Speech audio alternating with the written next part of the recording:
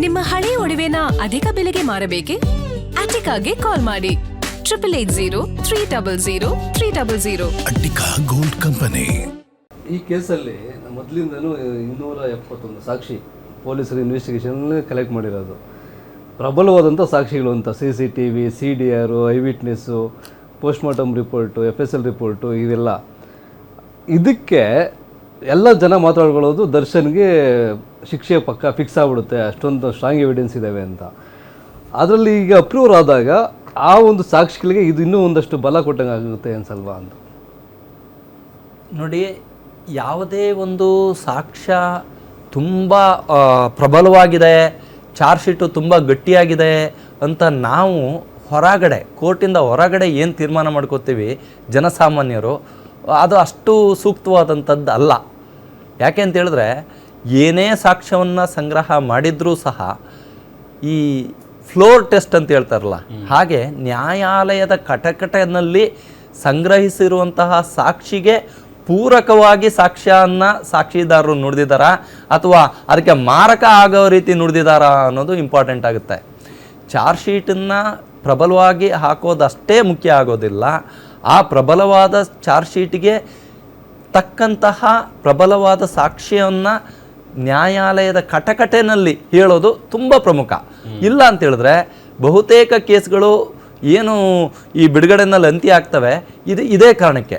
Charge sheet ಗಟ್ಟಿಯಾಗಿರಬೇಕು, ಸಾಕ್ಷಿಗಳು ಸಹ ಅಷ್ಟೇ ಸ್ಫುಟವಾಗಿ ಸ್ಪಷ್ಟವಾಗಿ ನ್ಯಾಯಾಲಯದ ಮುಂದೆ ಸಾಕ್ಷಿಯನ್ನು ಹೇಳಬೇಕಾಗುತ್ತೆ. ನ್ಯಾಯಾಲಯದ ಮುಂದೆ ಸಾಕ್ಷಿಯನ್ನು ಹೇಳೋದ್ರಲ್ಲಿ ಸ್ವಲ್ಪ ಸಮಸ್ಯೆ ಆದ್ರೂ ಮತ್ತು ತಾಂತ್ರಿಕ ಅಂಶಗಳ ಸಮಸ್ಯೆ ಆದ್ರೂ ಸಹ ಆರೋಪಿಗಳಿಗೆ ಆ ಸಂಶಯದ ಲಾಭ ಹೋಗುತ್ತೆ. ಹಾಗಾಗಿ ಪ್ರಬಲ ಸಾಕ್ಷ್ಯ ಮತ್ತು ಪ್ರಬಲವಾದಂಥ ಚಾರ್ಜ್ ಶೀಟು, ಟೆಕ್ನಿಕಲ್ ಎವಿಡೆನ್ಸು, ಇವೆಲ್ಲ ಏನು ಹೇಳ್ತೀವಿ ಅದೆಲ್ಲ ಜನಸಾಮಾನ್ಯರ ತಿಳುವಳಿಕೆ. ನ್ಯಾಯಾಲಯದಲ್ಲಿ ಅದು ಎಷ್ಟರ ಮಟ್ಟಿಗೆ ಪುರಾವೆ ಆಗುತ್ತೆ ಅನ್ನೋದೇ ಪ್ರಮುಖ ಆಗುತ್ತೆ. ಅಂದರೆ ಇಲ್ಲಿ ಅಪ್ರೂವರ್ ಆದ್ರೂ ಅವ್ರು ಏನು ಸ್ಟೇಟ್ಮೆಂಟ್ ಕೊಡ್ತಾರೆ ಅದಕ್ಕೆ ಸಂಬಂಧಪಟ್ಟಾಗಿ ಪೊಲೀಸರು ಇನ್ವೆಸ್ಟಿಗೇಷನ್ ಮಾಡಿದಾಗ ಕಲೆಕ್ಟ್ ಮಾಡೋಂಥವು ಅದಕ್ಕೆ ಪೂರಕವಾಗಿರಬೇಕು. ಅದಷ್ಟೇ ಅಲ್ಲ, ನಾವು ರೇಣುಕಾ ಸ್ವಾಮಿ ಚಿತ್ರದುರ್ಗದಿಂದ ಕರ್ಕೊಂಬಂದಾಗ ಇವರು ಇದ್ರು ಅಂದಾಗ CCTV ಇರಬೇಕು, ಅವ್ರದ್ದು CDR ಮ್ಯಾಚ್ ಆಗಬೇಕು.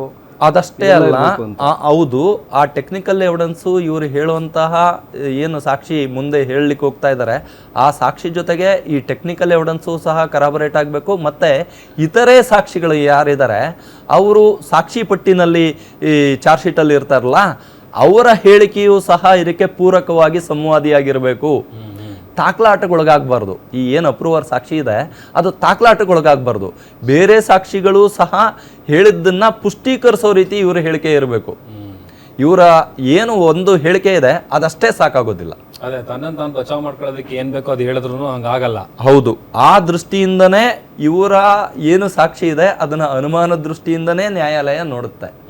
ಇದೊಂದೇ ಕಾರಣಕ್ಕೆ ಏನು ಈ ಶಿಕ್ಷೆಯಿಂದ ತಪ್ಪಿಸ್ಕೊಳ್ಬೇಕು ಅನ್ನೋ ತಂತ್ರಗಾರಿಕೆ ಇದರಲ್ಲಿ ಇದೆಯಾ, ಹಾಗಾಗಿ ಈ ಸಾಕ್ಷ್ಯವನ್ನು ನಾವು ಎಷ್ಟು ಮಟ್ಟಿಗೆ ನಂಬೋದು ಅನ್ನೋ ದೃಷ್ಟಿನಲ್ಲೇ ನ್ಯಾಯಾಲಯ ನೋಡ್ತಾ ಇರುತ್ತೆ. ಹಾಗೆ ನೋಡಬೇಕು ಅಂತ ಕಾನೂನಿದೆ, ಹಾಗೆ ನೋಡಬೇಕು ಅಂತ ಸುಪ್ರೀಂ ಕೋರ್ಟು, ಹೈಕೋರ್ಟು ಸಾಕಷ್ಟು ಪ್ರಕರಣಗಳಲ್ಲಿ ಹೇಳಿದೆ. ಸರ್, ಈಗ ಪ್ರದೋಷು ಈಗ ಒಂದು ಅಪ್ಲಿಕೇಶನ್ ಹಾಕಿದ್ದಾರೆ ಅಪ್ರೂವರ್ ಆಗ್ತೀನಿ ಅಂತ ಹೇಳ್ಬಿಟ್ಟು. It can be accept, it can be rejected. ಅದು ಘನ ನ್ಯಾಯಾಲಯಕ್ಕೆ ಬಿಟ್ಟಂಥ ಒಂದು ವಿಚಾರ. ಆರ್ಗ್ಯುಮೆಂಟ್ ಅಂದು ಕೌಂಟರ್ ಆರ್ಗ್ಯುಮೆಂಟ್ ಆಗೇ ಆಗುತ್ತೆ. ಸಹಜವಾಗಿ ಇವರು ಅಕ್ಸೆಪ್ಟ್ ಮಾಡಬೇಕು ಅಂತ ಹೇಳ್ತಾರೆ. ಅದೇ ರೀತಿ ಎದುರುದಾರರು ಅಂದರೆ ದರ್ಶನ್ ಪರ ವಕೀಲರು ಇವರನ್ನು ಅಪ್ರೂವರ್ ಆಗಿ ಕನ್ಸಿಡರ್ ಮಾಡಬಾರ್ದು ಅಂತ ವಾದ ಮಾಡ್ಬೋದು. ಒಂದು ವೇಳೆ ಈ ಅಪ್ಲಿಕೇಶನ್ ಅಕ್ಸೆಪ್ಟ್ ಆಗಿದ್ದೇ ಆದರೆ ದರ್ಶನ್ ಪರ ವಕೀಲರಿಗೆ ಮೇಲ್ದರ್ಜೆ ಕೋರ್ಟ್ಗೆ ಹೋಗೋದಕ್ಕೆ ಅವಕಾಶಗಳು ಇದಾವ ಇಲ್ವಾ ಅಂತ ನೋಡಿ. ಇದ್ರ ಮೇಲೆ ಆದೇಶದ ಮೇಲೆ ಮೇಲ್ಮನವಿ ಸಲ್ಲಿಸಲಿಕ್ಕೆ ಎಲ್ಲರೂ ಸ್ವತಂತ್ರರು. ಹಾಗಾಗಿ ಯಾವುದೇ ಒಬ್ಬ ವ್ಯಕ್ತಿಯನ್ನು ಅಪೀಲ್ ಹಾಕೋದ್ರಿಂದ ನಿರ್ಬಂಧಿಸುವಂಥ ಒಂದು ಹಕ್ಕು ಇಲ್ಲ. ಕಾನೂನಿನಲ್ಲಿ ಅದು ಜೀವಿಸುವ ಹಕ್ಕಿಗೆ ಬರೋದ್ರಿಂದ ಮತ್ತು ಎಲ್ಲರಿಗೂ ಸಮಾನತೆಯ ಹಕ್ಕು ಇರೋದ್ರಿಂದ ಯಾವುದೇ ಒಂದು ಆದೇಶ ಆದರೂ ಅದನ್ನು ಪ್ರಶ್ನೆ ಮಾಡಿ ಉನ್ನತ ನ್ಯಾಯಾಲಯಕ್ಕೆ ಹೋಗೋದು ಅದು ಸಹಜವಾದಂಥ ಒಂದು ಪ್ರಕ್ರಿಯೆ. ಅದು ಹೋಗಲಿಕ್ಕೆ ಅವಕಾಶ ಇರುತ್ತೆ. ಆದರೆ ಯಾವ ಆಧಾರದ ಮೇಲೆ ನ್ಯಾಯಾಲಯ ಈ ಅರ್ಜಿಯನ್ನು ಪುರಸ್ಕಾರ ಮಾಡ್ತು ಅನ್ನುವಂತಹ ಅಂಶವನ್ನು ಉನ್ನತ ನ್ಯಾಯಾಲಯ ಪರಿಗಣನೆಗೆ ತಗೊಳುತ್ತೆ. ಮತ್ತು ಈ ಪ್ರಕರಣದಲ್ಲಿ ಈಗ ಆಲ್ರೆಡಿ ಸುಪ್ರೀಂ ಕೋರ್ಟು ಒಂದು ಟೈಮ್ ಲೈನನ್ನು ಕೊಟ್ಟಿದೆ, ಇಷ್ಟು ಸಾಕ್ಷಿಗಳನ್ನು ಇಷ್ಟು ದಿವಸದ ಒಳಗಡೆ ತಾವು ವಿಚಾರಣೆಯನ್ನು ಮುಗಿಸ್ಬೇಕು ಅಂತ.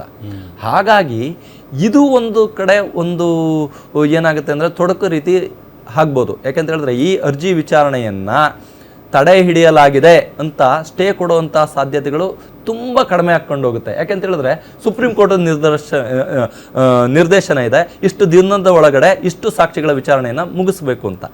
ಹಾಗಾಗಿ ಈ ಪಾಯಿಂಟ್ಗೆ ಸಂಬಂಧಪಟ್ಟಾಗೆ ಸುಪ್ರೀಂ ಕೋರ್ಟ್ ಗೈಡ್ಲೈನ್ಸ್ ಇರೋದು 1 ವರ್ಷದಲ್ಲಿ 60 ಪ್ರಮುಖ ಸಾಕ್ಷಿಗಳನ್ನು ವಿಚಾರಣೆ ಮಾಡಬೇಕು ಅಂತ. ಈಗ ಇವ್ರದ್ದು ಆಟಗಳು ಅಂದರೆ ಇವ್ರದ್ದು ಪ್ರೋಸೆಸ್ಸು ಕಾನೂನು ರೀತಿ ಇದು ಮಾಡ್ತಾರೆ, ಏನೋ ಒಂದು ಅಪ್ರೂವರ್ ಆಗ್ತಿಂತ ಅರ್ಜಿ ಹಾಕ್ತಾರೆ, ಒಬ್ಬ ಹಾಕಿದ್ರೆ ಅದಕ್ಕೆ ಕಾಂಪಿಟೇಷನ್ಗೆ ಇನ್ನೂ 2 ಹಾಕಿದ್ದಾರೆ.